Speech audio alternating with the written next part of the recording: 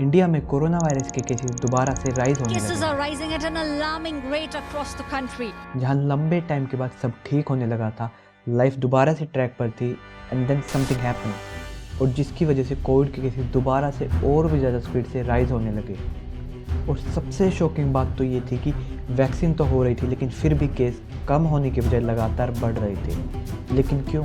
ऐसा क्या हुआ कि कोविड के केसेस इतनी स्पीड से राइज हो रहे Breaking हैं? news coming in this morning where India has broken all previous records. A million new cases of the virus in less देश में देखिए कोरोना की दूसरी लहर कैसे तबाही मचा रही है। Okay, back to September 2020।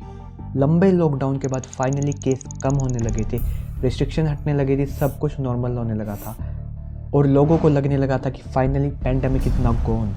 But the truth is Covid तो कभी गया ही नहीं था, इट वॉज स्टिल देयर, अभी वो वहीं था लोगों के बीच में।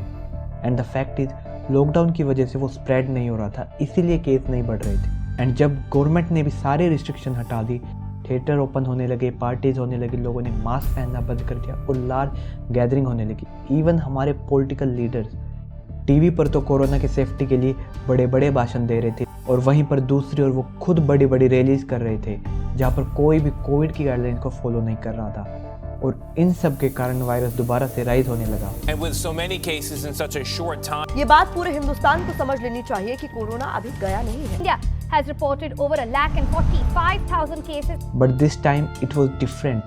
एंड जब साइंटिस्ट ने रिसर्च करी तो लगातार अलग अलग वेरिएंट मिले और जो और भी खतरनाक थे।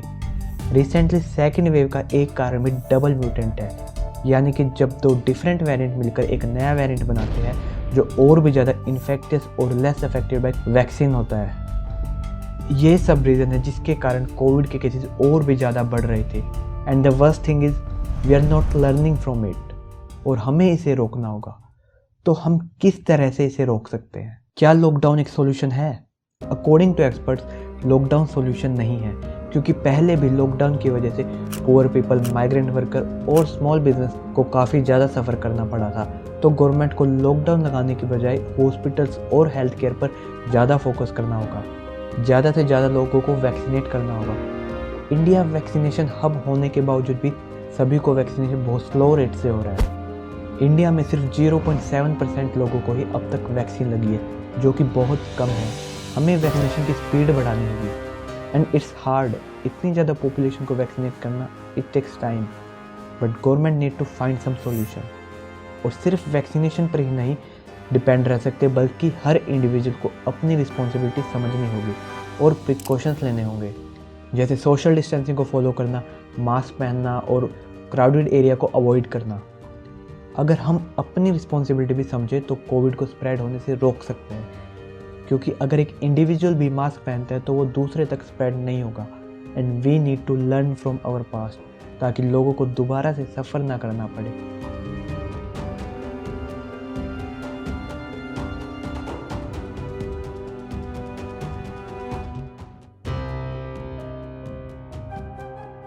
इसीलिए मास्क पहने और वीडियो को ज़्यादा से ज़्यादा लोगों तक शेयर करें ताकि वो भी अवेयर हो सके। अपना और अपनी फैमिली का ध्यान रखिए।